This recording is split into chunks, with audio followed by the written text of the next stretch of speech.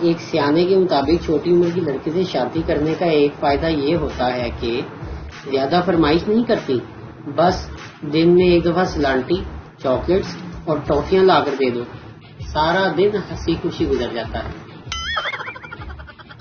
عشق کا سمندر بھی عجیب سمندر ہے، جو ڈوب گیا عاشق، جو بچ گیا وہ دیوانہ، اور جو تیرتا رہا وہ شوہر۔ کیا ہماری مائیں ساری لڑکیوں کو یہی تانا دیتی ہیں؟ ساس کے سامنے بھی ایسے ہی کرنا۔ 2 عورتوں کو 20 سال کی سزا ملی۔ 20 سال ایک ساتھ جیل میں گزارنے کے بعد جب دونوں رہا ہوئی تو مسکراتے ہوئے ایک دوسرے سے کہا، چلو اب باقی باتیں گھر پہنچ کر کرتے ہیں۔ سب سے زیادہ عزت افزائی تو اس وقت ہوتی ہے جب امی جان گمشدہ چیز وہاں سے ڈھونڈ کر لے آئیں جہاں ہم ڈھونڈ کر پاگل ہو کر ناکام واپس آتے ہیں۔ عورت اپنے سسرال کا حال سناتے ہوئے جیو نیوز بن جاتی ہے اور میکے کا حال سناتے وقت پی ٹی وی نیوز۔ فلموں یا ڈراموں میں جب بھی فریج کھلتی ہے تو پیزا، پھل، چیز اور بوتلیں نظر آتی ہیں، مگر جب ہم اپنے گھر کی فریج کھولتے ہیں تو کچا آٹا، رات کا بچا ہوا سالن اور دودھ کی دیچکی نظر آتی ہے۔ ایک سردار بلڈنگ سے گرا تو ڈاکٹر نے کہا یہ مر چکا ہے۔ سردار اچانک سے اٹھ کر بولا، نہیں میں بھی زندہ ہوں۔ سردار کی بیوی فوراً سے بولی، تو لمحہ پیارا ہے، تینوں ڈاکٹر تو زیادہ پتا۔ اگر آپ کو عام کھانسی زکام ہوا ہے تو زندہ رہنے کے لیے نیوز چینل سے دور رہیں، ورنہ ڈر سے ہی مر جائیں گے۔ 3 دوست آپس میں باتیں کر رہے تھے، ایک کہنے لگا، عجیب اتفاق ہے، میری بیوی نے کتاب 2 لڑاکے پڑھی اور پھر اس نے جڑواں بچوں کو جنم دیا۔ دوسرے دوست نے کہا، یار میرے ساتھ بھی ایک ایسا ہی اتفاق ہوا، میری بیوی نے ایک ناول 3 جنگجو پڑھا، اس نے 3 بچوں کو جنم دیا۔ تیسرا دوست گھبرا گیا۔ دونوں نے پوچھا کہ گھبرا کیوں گئے؟ تو کہنے لگا، خیر ہو، میری بیوی نے کل ایک کتاب علی بابا اور 40 چور پڑھی تھی۔ دیسی مائیں، نہیں پڑھنا نہ پڑھ کے ساڈے تے کیڑا احسان کرنا ہی، مرضی کرو اپنی، خسمانوں کھاؤ، اور پھر 15 منٹ بعد اڑتی ہوئی چپل کے ساتھ پڑھ لے بغیرتا۔ ہم ایسے ملک میں رہ رہے ہیں جہاں تو چل میں آیا کا مطلب بھائی تو اکیلا ہی جا، میرا کوئی موڈ نہیں۔ بیوی، کچن سے چینی کا جار لے آؤ۔ تھوڑی دیر بعد، شوہر، نہیں مل رہا۔ بیوی، مجھے پتا تھا کہ تم اندھے ہو، تمہیں کبھی ملے گا ہی نہیں، اس لیے میں پہلے ہی لے آئی تھی۔ اگر خوبصورت ہونا جرم ہے تو آپ سب بے قصور ہیں اور مجھے پھانسی دے دیں بس۔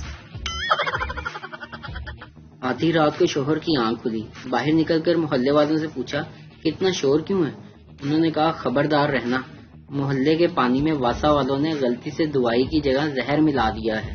یہ سن کر شوہر واپس گھر آ گیا تو بیوی نے پوچھا، سنیں باہر کیا ہوا ہے؟ شوہر، کچھ نہیں ہوا، سب خیر ہے، تم پانی پیو اور سو جاؤ۔ شادی کے بعد بھی اگر لڑکے کا پیٹ باہر نہ نکلے تو سمجھ جائیں لڑکا شادی سے خوش نہیں۔ جو رشتہ دار ذرا امیر ہو جائیں پھر وہ چکن کھانا چھوڑ دیتے ہیں اور اکثر کہتے پائے جاتے ہیں، مرغی تے نری بیماری ہے۔ پاکستانیوں کی شادیوں میں سب سے اہم رسم لڑائی کی ہوتی ہے۔ سوزوکی مہران کی نیلامی ہو رہی تھی، بولی لگی 15 لاکھ، 25 لاکھ، 40 لاکھ۔ آدمی پریشانی میں بولا، پاگل ہو گئے ہو کیا؟ اس گاڑی میں ایسی کیا خاص بات ہے؟ سیلز مین، سر اس کے 23 ایکسیڈنٹ ہوئے ہیں اور ہر بار بیوی ہی مری ہے۔ آدمی، میری طرف سے 1 کروڑ۔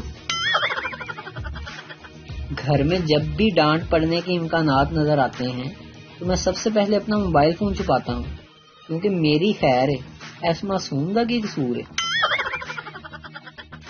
بابا جی فرماتے ہیں کہ اسلام نے عورت کو عزت دی ہے، لیکن اس کا ہرگز یہ مطلب نہیں کہ فیک آئی ڈی بنا کر عورتیں بن جاؤ۔ مرد کا بھی ایک اپنا ہی ایک مقام ہوتا ہے۔ کہتے ہیں کہ کسی کے گھر خالی ہاتھ نہیں جاتے، اسی لیے میں جہاں بھی جاتا ہوں اپنے موبائل فون کا چارجر ساتھ لے کر جاتا ہوں۔ بابا جی کہتے ہیں کہ اگر کسی بندے کو زمین پر گرے ہوئے پیسے مل جائیں تو وہ اگلا پورا 1 مہینہ نیچے ہی دیکھ کر چلتا رہتا ہے۔ بیوی شادی سے پہلے پیپسی کی طرح سمارٹ بوتل کی طرح ہوتی ہے۔ شوہر: تم اب بھی پیپسی کی بوتل کی طرح ہو۔ بیوی خوش ہوتے ہوئے: وہ کیسے؟ شوہر: تم پہلے ریگولر بوتل کی طرح تھی، اب جمبو سائز کی طرح۔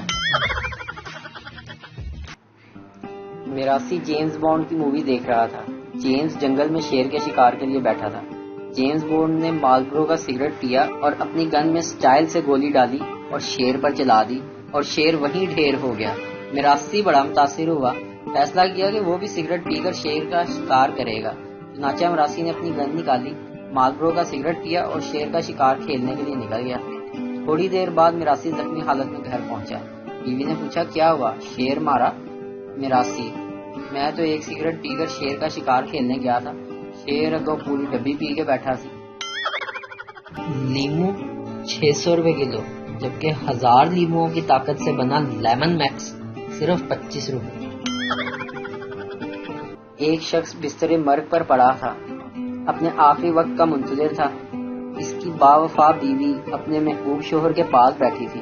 شوہر بولا: ڈارلنگ، اس آخری وقت میں کچھ کہنا چاہتا ہوں۔ اس نے اٹک اٹک کے بمشکل کہا: نہیں ہنی، تم بس آرام کرو۔ اس نے شدت غم سے اپنے ہونٹ دانتوں میں دبا لیے۔ خدا کے لیے سن لو ورنہ میری روح بے چین رہے گی۔ شوہر بولا: میں تم سے بے وفائی کرتا رہا ہوں، تمہاری چھوٹی بہن، اس کی سہیلی کی سہیلی، اور بیوی نے ہچکیاں لیتے ہوئے اپنی نازک ہتھیلی اس کے ہونٹوں پر رکھ دی۔ میں جانتی ہوں ڈارلنگ، تم پریشان نہ ہو، میں نے اسی لیے تمہیں زہر دیا ہے۔ شوہر بیمار تھا، بیوی نے خون کی بوتل دی۔ ڈاکٹر نے کہا: مبارک ہو، آپ کا خون مل گیا ہے۔ شوہر: کیوں نہیں ملے گا؟ 20 سال سے تو خون چوس رہی تھی۔ کبھی کبھی گھر میں ایسے مہمان آتے ہیں جن کے بچے ہوتے ہیں۔ گرمی نے سب کا دماغ خراب کیا ہوا ہے۔ خیر، میں تو ٹھیک ہوں۔ کل قائد اعظم ملے تھے، آپ سب کو سلام دے رہے تھے۔ سچی یاری تب پہ بھاری۔ 5 گہرے دوست گھومنے شہر آئے اور ہوٹل میں کھانا کھایا۔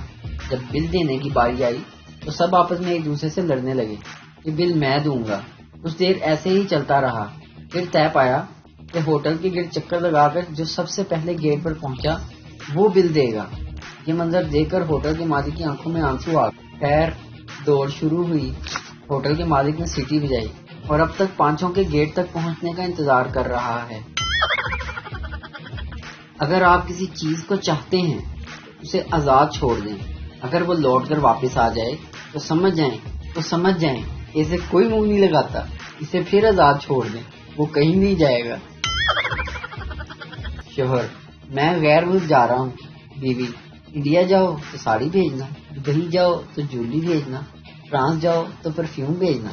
شوہر: اگر دوزخ جاؤں تو کیا بھیجوں؟ بیوی: اپنی ویڈیو بھیجنا، ہمیں بھی تو پتا چلے کہ بیویوں کو ستانے والے کس حال میں ہیں۔